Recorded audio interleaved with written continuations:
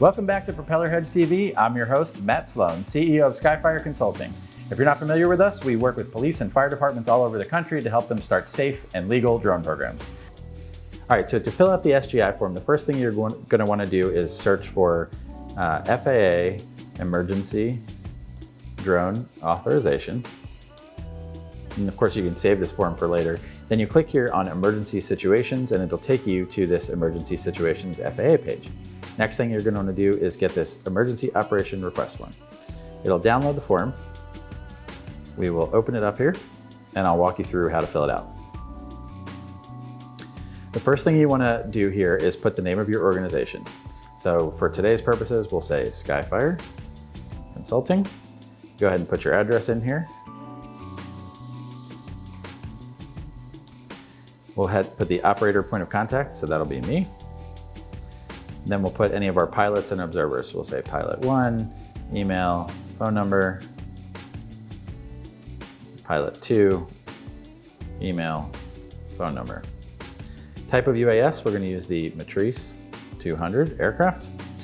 Now, it asks you if the requested UAS operation will be flown under a pre-existing COA, we need to attach the COA here. If the request is being flown under Part 107, we need to list our Part 107 license number. So I'm going to say Matt Sloan, pilot in command, 107 license number. I don't have it on me, so we'll just make it up. 1, 2, 3, 4, 5, 6, 7, 8. Now, we're going to enter the proposed dates of the operation. Today is August 1st. And we're going to enter the time. So we want to do this operation from 1700 this evening to 2200 Eastern. Location of the proposed flight. So what we're going to say is Atlanta, Georgia. And then we're going to need the distance and direction from the nearest airport. So here's how you find that information. We're going to go to a site called iflightplanner.com. It's the letter I, and then flightplanner.com. And we are going to find the point that we want to go to. So let's turn our regular map on.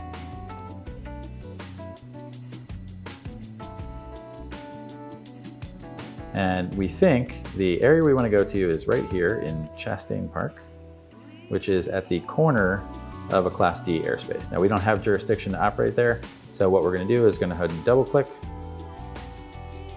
We're going to hold that down, and this is going to give us the lat long right here, so we'll set that as a waypoint. Now what I want to do is put in a couple of airports nearby. So we're going to do KMGE, which is Dobbins Air Force Base, and hit enter. What that's going to show us is this is how far we are from Dobbins Air Force Base, and it'll show us up here that we are 6.4 nautical miles away. So Dobbins is right here, we're 6.4 nautical miles to the southeast. So we'll put that in our form. We are 6.4 nautical miles southeast of Dobbins Air Force Base, which is KMGE. And if you really want to be helpful to the FAA, you can also change that to a different airport. PDK is nearby, and we are 4.6 nautical miles directly to the west of PDK. So 4.6 nautical miles west of KPDK. Now we'll identify the class of airspace where we'll be flying, and that's Class D. Requested altitude, let's call it 200 feet for this operation. And then now we actually have to give the lat and long of our area. So again, going back to iFlight Planner, we already have that information here. So it's 33 degrees, 52 minutes, 35 inches north, seconds, I'm sorry. 33 degrees, 52 minutes, 35 seconds north, 84 degrees, 23 minutes, 40.4 seconds west. Go ahead and put those numbers in here. So 33, 52, 35 north by 84, 23, 40.4 west. That's if it's a circle from that area. There's some other options here as well too. If you need a polygon or you need to follow an extended route, you can put that information in here. Now we tell them we are either doing this for firefighting, law enforcement, search and rescue, local, national, or natural disaster. Let's call this a law enforcement operation. We'll make a little X there, and we'll say doing Overwatch operations for a last minute event. If we have any other additional qualifications, so whoever's going to be there, if they are a flight instructor or an actual Part 61 pilot, we can put that in here as well too. and then we are going to save this form and email it off to the SOSC. Now, if we go back to their website, you can see here the email address to send it to is 9-ator-hq-sosc@faa.gov. Of course, it's not ever an easy email address when you're sending it to the FAA. So go ahead and save the form, send it to the FAA, explain your operations, and they will reply back and tell you if they need anything additional.